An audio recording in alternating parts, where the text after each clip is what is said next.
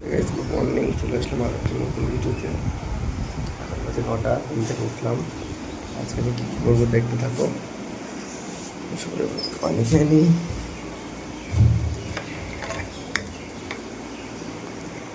আজকে যাবো বোনের বাড়ি,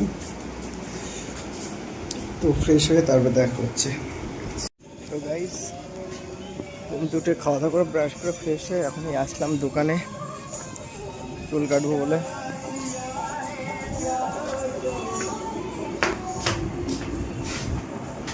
এসেছি চুল কাটবো। দাদা কোথায় গেল? গাইস, কি কাটিং দেওয়া যায় তখন একটু কমেন্ট করো। তো গাইস, চুল ফুল কেটে আজকে যাবো এক জায়গায় ঘুরতে। বন্ধুর সাথে একটা প্রোগ্রাম আছে, আজকে একটা রাইডে যাবো।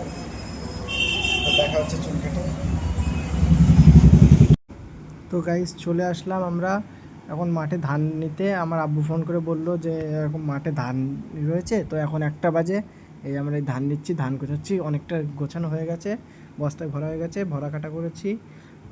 মামা কি করছো? এই ধান মান কাজ করছি, ধানের কাজ। এই ধানগুলো সব ভরলাম, ভরে এখন গাড়িতে তুললাম। এই এখন গাড়ি আমাদের ঘরে লোড হবে। এখনো কাজ আছে আমার দিকে। এই দেখো সবাই মাঠ, এই দেখো কি সুন্দর দৃশ্য, এই দেখো কত সুন্দর সুন্দর ধান। এই এখন আমরা যাবো আর এক জায়গায় পাট নিয়ে কাটা করতে। সেই সকালে উঠেছি, সকাল দুটোই কাজ করছি, এখনো শেষ হয়নি, এখনো খাওয়া দাওয়া করিনি। এখন কটা বাজে দেখা? কটা বাজে? 2টো বাজে না? 2টো না 3টে বাজে? 3টে, ওটা 4:30। সকালবেলা উঠে চুলটা কোনো রকম কাটলাম, নামে নামে কেটে এই চলে আসলাম কাজে। এখনো খাওয়া দাওয়া করিনি। 4টে, 4:30, 5টার দিকে গিয়ে খাওয়া দাওয়া করবো, দিয়ে একটু রেস্ট নেবো। চাষির জীবন এরকমই, চাষিদের জীবন, তাই তো ভাই? কি বলো?